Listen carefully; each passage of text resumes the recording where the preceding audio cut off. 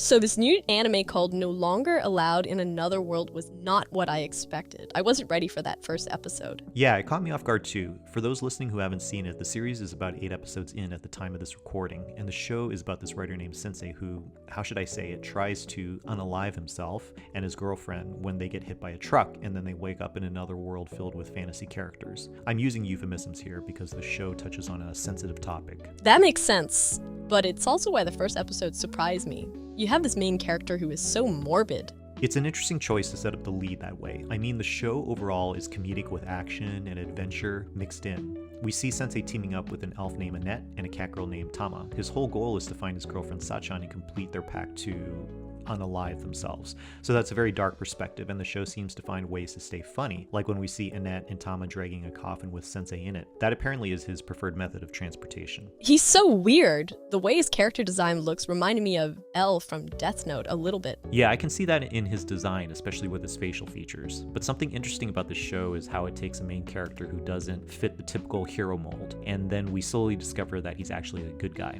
a bit of an anti-hero. With Annette and Tama's help, Sensei actually ends up doing good in several situations despite his dark obsession with his end goal. I guess that's the power of contrast in storytelling, right?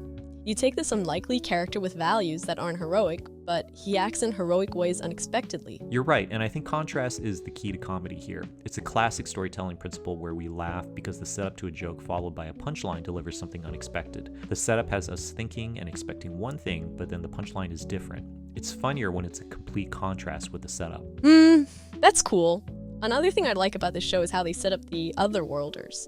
You know, the other people like Sensei who have stumbled into this fantasy world, but they're bad. Yeah, and they're really bad. Like the guy Kaibara, I think that's his name. He has this power to summon a giant mouth that consumes anything. When he displayed that power for the first time, it reminded me of similar summoning moments like in Jujutsu Kaisen. But I think Kaibara is a key antagonist that really fleshes out the dynamics of this world in the show, because we get to see this other human character, I'm assuming he's human, who chose a different path than Sensei. Yeah, Sensei doesn't go after power like the otherworlders. He's just too focused on finding his girlfriend and, you know, doing the thing. I like how we're finding all these ways of trying to describe what Sensei wants to do with his girlfriend Sachan, but we're getting so vague that I think the audience is going to fill in the blanks with something different than what is actually in the story. Hey, I'm just trying to be considerate here, you know?